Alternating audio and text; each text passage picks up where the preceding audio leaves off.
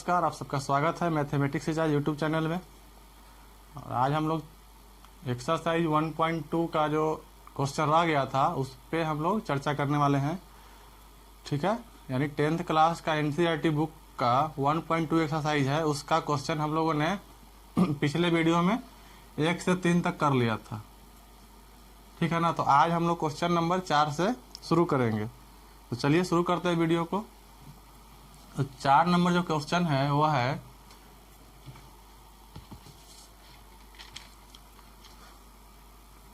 कि HCF 306 और 657 का दिया हुआ है 9। ठीक है, और उसका एलसीएम आपको ज्ञात करना है, यानी जो 4 नंबर क्वेश्चन हो गया। ठीक है, 4 नंबर क्वेश्चन में क्या क्या दिया हुआ है, तो HCF of 306 and 657 equal to 9 और आपको ज्ञात करना है LCM.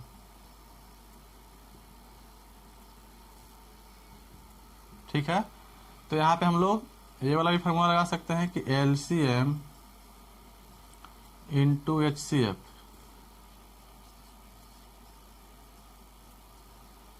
LCM into HCF equal to क्या होता था, तो फर्स्ट नंबर यानी कि first number into second number, या उसको हम लोग बोल सकते हैं प्रोडक्ट ऑफ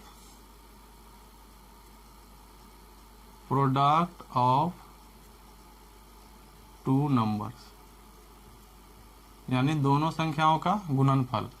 तो यानी यहाँ पे हम लोग क्या लिख सकते हैं, दोनों संख्याओं की जगह पे 306 गुना 657। ठीक है, दोनों को हमने गुना कर दिया, जो दो संख्याएं हैं उन दोनों को गुना कर रहे हैं। यहाँ पे लिखा जाता है दोनों संख्याओं का गुणनफल, हिंदी में दोनों संख्याओं का गुणनफल। अब देखिए, इधर हमारा एलसीएम ज्ञात करना है और एचसीएफ दिया हुआ है, तो एचसीएफ की जगह पे लिख देंगे 9 इंटू इधर आ जाएगा हमारा एलसीएम। तो एलसीएम क्या हो जाएगा, 9 इधर जाएगा तो हो जाएगा 306 बट्टा 657 डिवाइडेड बाई 9। अब इसको काट दीजिए, कितना बार में कटेगा, 7 और 9, यानी कि जो आपका एलसीएम आ जाएगा वो हो जाएगा 306 गुना 79। इसको गुना करेंगे तो कितना आएगा, 306 में 79 से गुना कीजिए,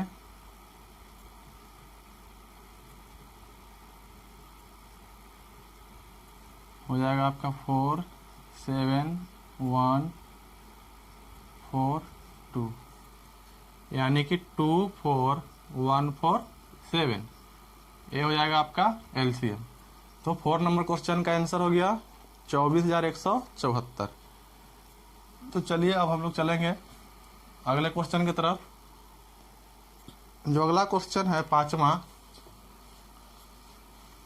क्वेश्चन क्या कर रहा है, देखिए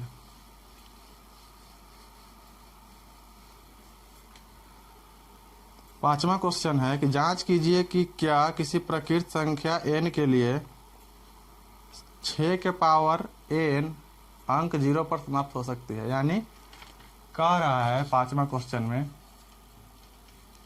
कि कोई संख्या है इस रूप में 6 के पावर n के रूप में, और जहाँ पे n क्या होगा, n बराबर है नेचुरल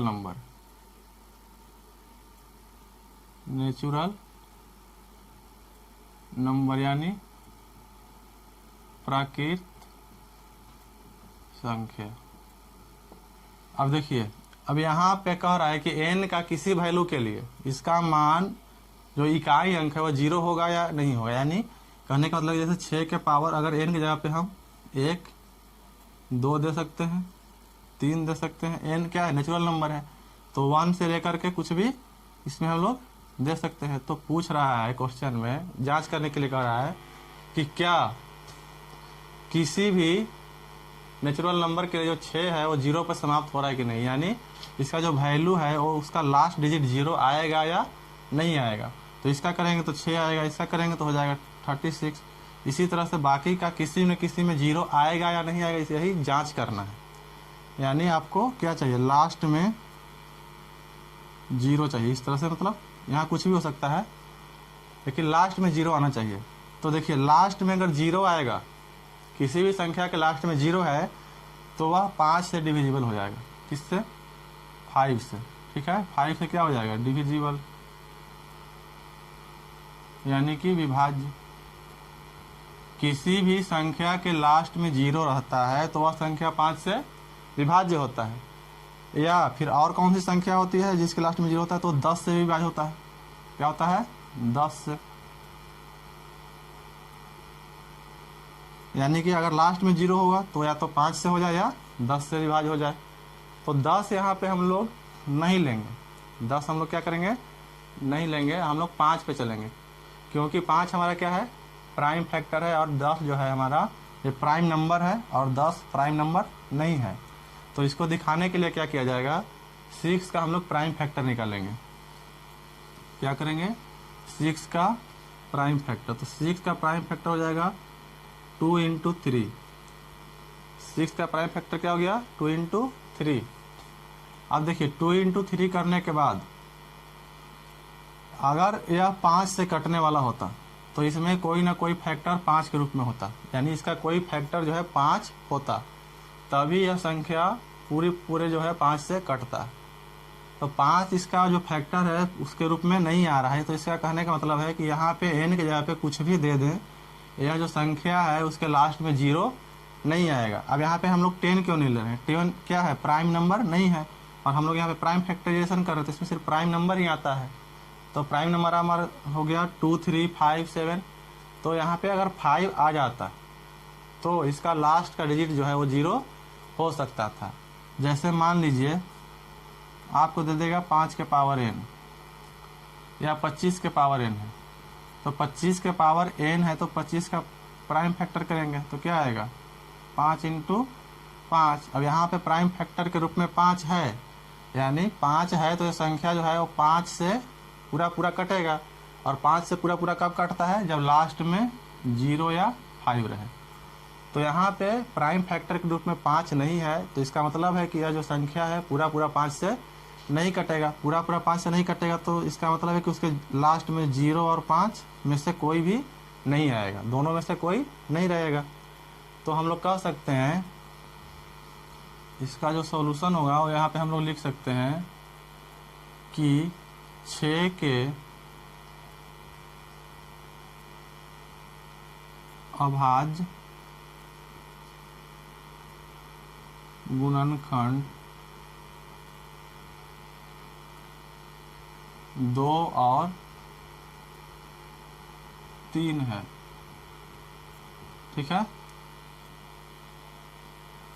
जबकि हम लोग जानते हैं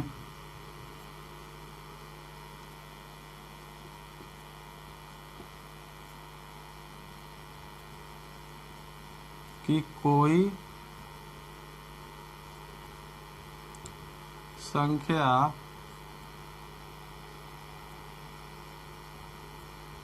अगर शून्य पे समाप्त हो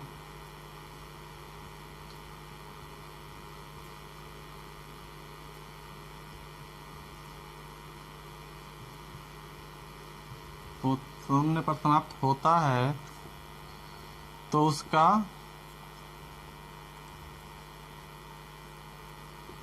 एक गुणनखंड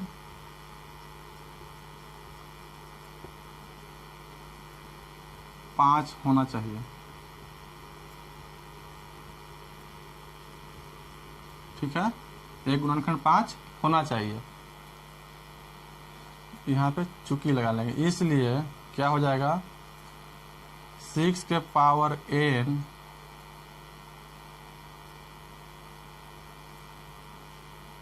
किसी प्राकृत संख्या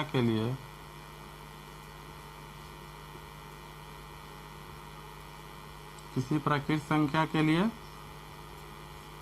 शून्य पर समाप्त नहीं होगा। ठीक है। अगर इसको इंग्लिश में लिखना चाहते हैं तो इंग्लिश में लिखेंगे इसको, चूंकि द प्राइम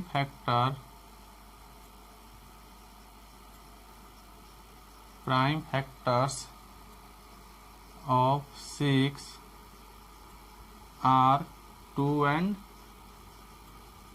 3, ठीक है। while we know that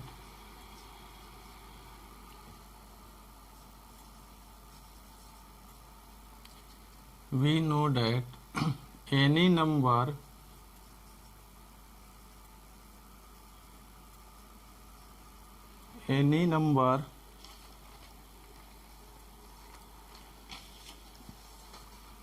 end with the digit 0, then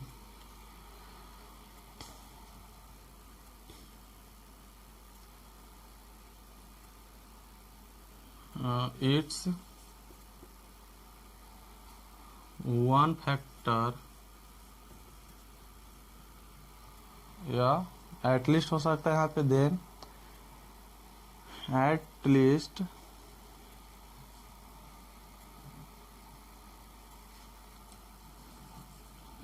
यानी कम से कम एक गुणनखंड उसका 5 होना चाहिए। At least 1 factor of that number be 5, ठीक है। तो यहाँ पे जो है वह नंबर 5 नहीं है, तो इसमें हम लिखेंगे, इसलिए नीचे जगह तो नहीं है, नीचे थोड़ा सा ऊपर लिख दे रहे हैं मिटा करके यहाँ पे।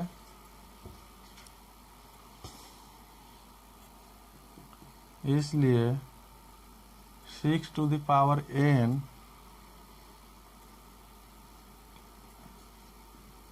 is 6 to the power n will not end with digit 0 for n equal to natural number.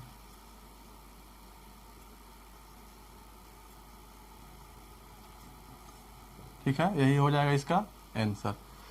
तो 5 नंबर क्वेश्चन हो गया है। तो अब हम लोग चलेंगे छठे क्वेश्चन की तरफ। आज हम लोग एक्सरसाइज 1.2 को खत्म कर लेंगे, तो चलते हैं छठे क्वेश्चन की तरफ। जो छठा क्वेश्चन है वह है,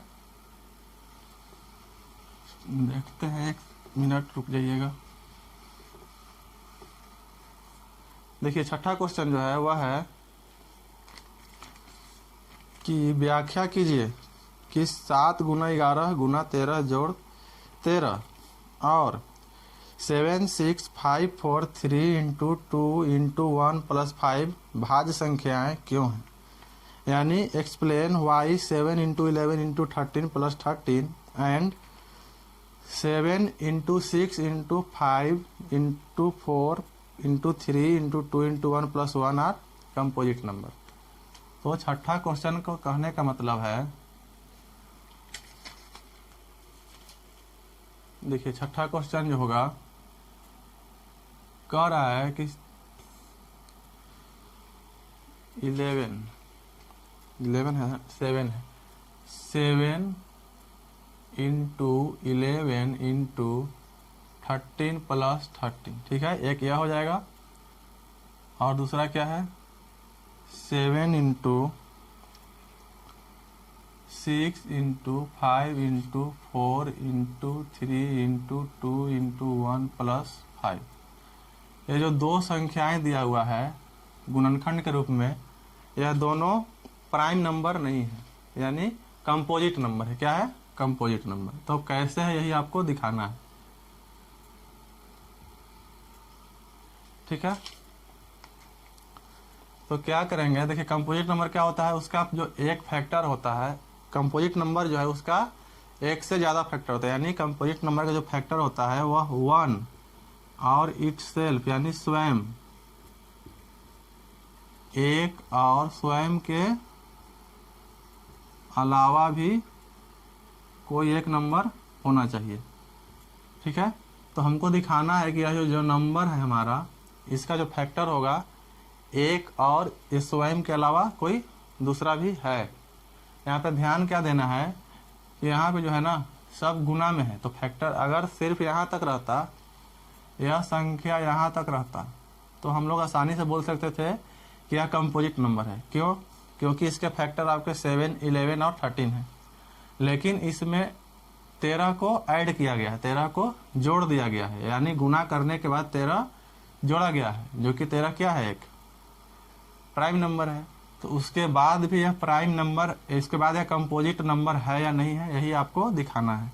इसमें भी वही काम किया गया है, यहाँ पे सब फैक्टर के रूप में लिखा गया है, तो यहाँ तक रहता तो आप बोल सकते थे कि कंपोजिट नंबर है, लेकिन 5 जोड़ दिया गया है, तो 5 जोड़ने के बाद क्या यह कंपोजिट नंबर है या प्राइम नंबर हो गया है, यही आपको दिखाना है। तो चलिए देखते हैं। सबसे पहले इसको देखेंगे, तो इसको हम लोग क्या लिख सकते हैं, देखिए यहाँ तक एक पार्ट और ये हो गया आपका दूसरा पार्ट, दोनों में 13 13 दिख रहा है हमको। ठीक है, तो हम इसको लिख सकते हैं 7 इंटू 11 इंटू 13 प्लस 13 को लिख सकते हैं 1 इंटू 13, यानी 1 गुना 13 करने पे कोई इसमें फर्क नहीं पड़ने वाला है। अब यहाँ पे देखिए, अब क्या करेंगे, दोनों में से 13 कॉमन निकाल लीजिए, तो बचा क्या 7 इंटू 11 प्लस 1। अब देखिए 7 इंटू 11 प्लस 1 यानी 13 गुना 11 में 7 से गुना करेंगे 77 और प्लस 1 करेंगे 78, यानी देखिए इसका एक फैक्टर तो कम से कम 13 मिल रहा है, यानी जो भी संख्या आएगा हमारा गुना के रूप में उसका एक फैक्टर 13 मिल गया, यानी गुना करने पे जो आएगा उसके अलावा 13 इसका क्या है, फैक्टर है, और 78 भी इसका फैक्टर है। 2 फैक्टर हमको मिल रहा है। ठीक है ना, तो इसको हम लोग यहीं पे भी छोड़ सकते हैं, यहाँ पे भी बता सकते हैं कि क्या हो गया कि जो नंबर हमारा है टोटल, उसका एक और स्वयं के अलावा भी एक फैक्टर 13 है। तो इसमें लिखेंगे कि 7 गुना 11 गुना 13 प्लस 13 का एक और स्वयं के अलावा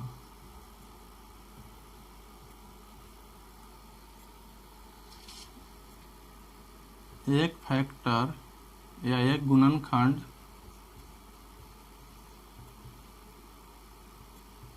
13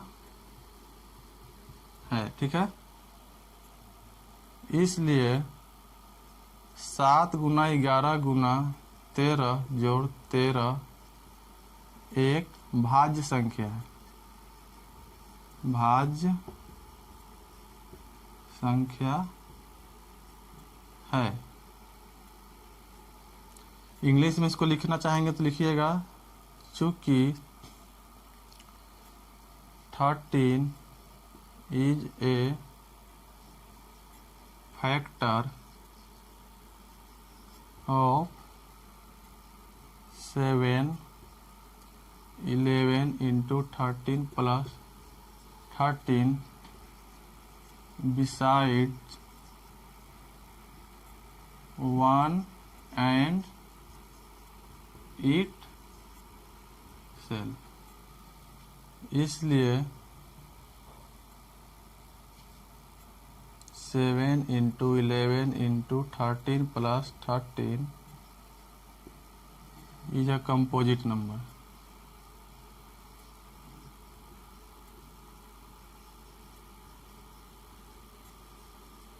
ठीक है, अब इसी प्रकार से हम लोग इसको भी करेंगे। तो पहले इसको मिटाते हैं, चलिए इसको मिटा रहे हैं और उसको देखते हैं 7 इंटू 6 वाले को।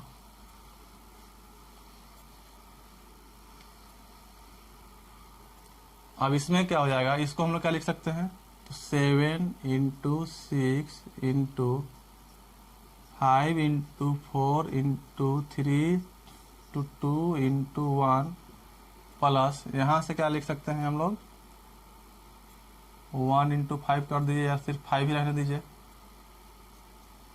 समझ जाएंगे वहां तक। ठीक है, जैसे पिछला वाला में किए थे उसमें भी इसमें कॉमन लेना है, तो इसमें क्या कॉमन होगा आपका 5 दोनों में से कॉमन हो जाएगा। तो यहाँ बचेगा 7 into 6 into 4 into 3 2 into 1 plus 1, यानी कि चूंकि 7 गुना 6 गुना 5 गुना 4, देखिए ये गुना में 5 क्या है पूरे संख्या में गुना के रूप में है, इसलिए इसको बोल देते हैं कि इसका एक फैक्टर है या गुणनखंड है। 3 गुना 2 गुना 1 जोड़ 5 का 1 एवं स्वयं के अलावा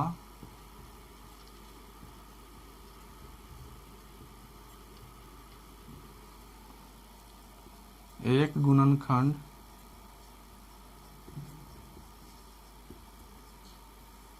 क्या आ गया 5 है। इसलिए 7 गुना 6 गुना 5 गुना 4 गुना 3 गुना 2 गुना 1 जोड़ 5 क्या हो जाएगा एक भाज्य संख्या है। हो गया इसका आंसर। देखिए इसको इंग्लिश में लिखना चाहते हैं तो जो पहले लिखे थे इसके पहले वाला उसी के जैसा लिख लीजिएगा, ठीक है ना। उसमें नंबर जो था आपका 7 इंटू 11 इंटू 13, उसके जगह पे सिर्फ इतना कर देना है, बाकी सारा चीज़ वही है। तो इसके बाद हम लोग चलेंगे आज का जो लास्ट क्वेश्चन है 7 नंबर उसके तरफ। तो जो 7 नंबर क्वेश्चन है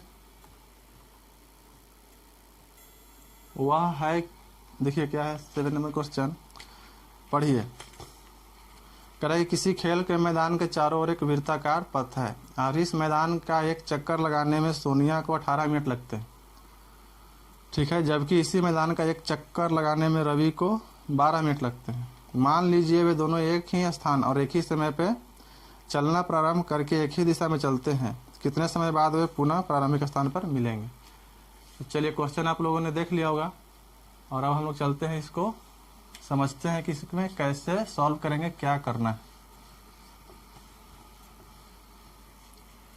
देखिए क्वेश्चन कहने का मतलब है कि एक क्या है खेल का मैदान है, ठीक है, इसके चारों ओर क्या है एक वृत्ताकार पथ है यानी रास्ता है। अब इस रास्ते पे दो लोग दौड़ रहे हैं, कौन कौन, एक है सोनिया और दूसरा है रवि। क्वेश्चन नंबर हो जाएगा आपका 7। अब सोनिया को मान लीजिए यहाँ से स्टार्ट कर रहा है, ठीक है, यहाँ से चलना स्टार्ट की, तो पूरा एक चक्कर लगाने में इसको लग रहा है 18 मिनट। कितना लग रहा है 18 मिनट।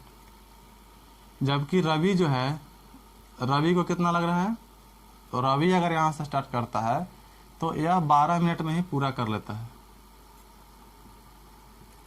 रवि अपना एक चक्कर क्या करेगा 12 मिनट में पूरा कर ले रहा है, जबकि सोनिया को 18 मिनट लग रहा है। अब बोल रहा है कि जब दोनों एक ही साथ, यानी यहीं पे आपका सोनिया और यहीं पे आपका रवि दोनों एक ही साथ जब चलना शुरू करेंगे तो फिर दोबारा कब एक साथ मिलेंगे। जैसे यहाँ से चलना शुरू किए दोनों साथ साथ तो नहीं चलेंगे, क्योंकि सोनिया को वापस यहाँ आने में 18 मिनट लगेंगे और रवि 12 मिनट में ही पहुँच जाएगा, यानी रवि जो है पहले पहुँच जाएगा और 18 मिनट होते होते रवि जो है थोड़ा सा आगे निकल जाएगा, सोनिया यहीं रह जाएगी। तो वापस फिर इस तरह से घूमते घूमते वापस कब एक साथ दोनों मिलेंगे, यानी कि वह कम से कम समय अवधि निकालना है, टाइम पीरियड निकालना है, जिसके बाद दोनों वापस एक साथ मिल जाए। तो जिसमें इस तरह का क्वेश्चन हो जिसमें कम से कम समय निकालना हो कि कम से कम कितना देर बाद मिलेंगे, तो उसमें आप लोग एलसीएम निकाल लीजिएगा।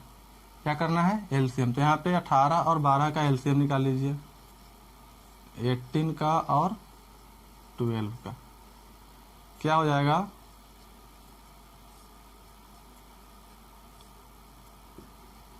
यहाँ पे 2 से 6, 2 से 3, 3 से 1, यानी हम लोग लिख सकते हैं 18 को 2 इंटू 3 इंटू 3, और 12 को लिख सकते हैं 2 इंटू 2 इंटू 3। अब देखिए, इसको अगर पावर के रूप में लिखा जाए तो 2 के पावर 1 इंटू 3 के पावर 2, और इसको लिखेंगे तो जाएगा 2 के पावर 2 इंटू 3 के पावर 1। अब एलसीएम में हम लोग क्या जानते हैं? एलसीएम में हम लोग जानते हैं कि जितने भी फैक्टर्स है उसका मैक्सिमम पावर लेना है। तो यहाँ पे फैक्टर 2, 3 है, 2, 3, यानी दोनों में क्या है, 2 और 3 के अलावा दूसरा कोई फैक्टर यहाँ पे नहीं है। तो 2 और 3 दोनों का जो मैक्सिमम पावर होगा उसको हम लोग यहाँ पे लेंगे, यानी एलसीएम ऑफ 18 एंड 12 क्या हो जाएगा, मैक्सिमम पावर। तो 2 का मैक्सिमम पावर क्या हो जाएगा, यहाँ पे 1 है, यहाँ पे 2 है, यानी 2 का जो मैक्सिमम पावर है वो हो जाएगा 2। अधिकतम घात 2 का अधिकतम घात हो गया 2 का स्क्वायर, और 3 का अधिकतम घात हो जाएगा 3 का स्क्वायर। ठीक है, यानी इसको करेंगे हो जाएगा 4 और ये हो जाएगा 9, गुना कर ले पे आ गया आपका 36। तो कहने का मतलब है कि 36 मिनट बाद, यानी जब चलना दोनों स्टार्ट करेंगे उसके 36 मिनट के बाद, कितना देर बाद, 36 मिनट के बाद जो है दोबारा वापस एक ही जगह पे दोनों मिलेंगे। तो यहाँ पे लिखेंगे कि सोनिया और रवि 36 मिनट बाद एक साथ एक ही स्थान पर मिलेंगे।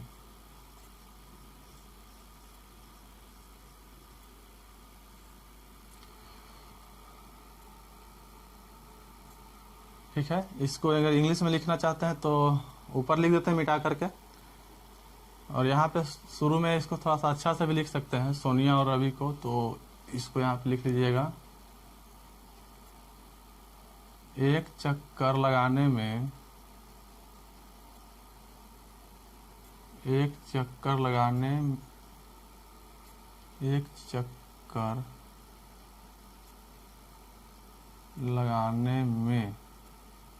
सोनिया को लगा समय।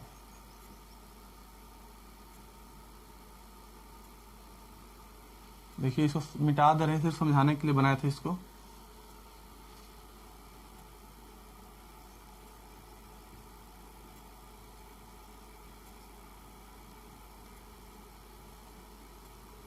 अठारह मिनट है, यानी टू कंप्लीट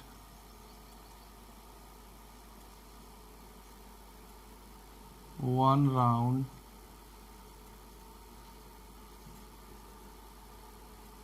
बाई,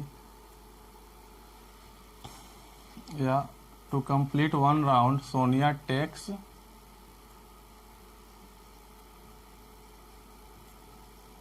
18 मिनट्स, और रवि को एक चक्कर लगाने में रवि को लगा समय। रवि को कितना टाइम लगा था, रवि को लगा था 12 मिनट। यहाँ पे लिखेंगे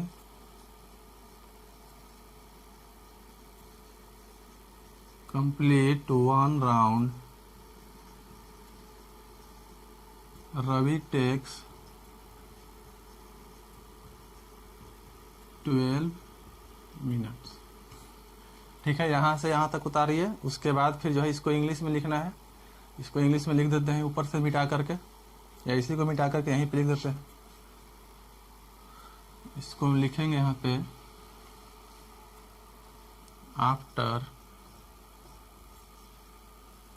36 मिनट्स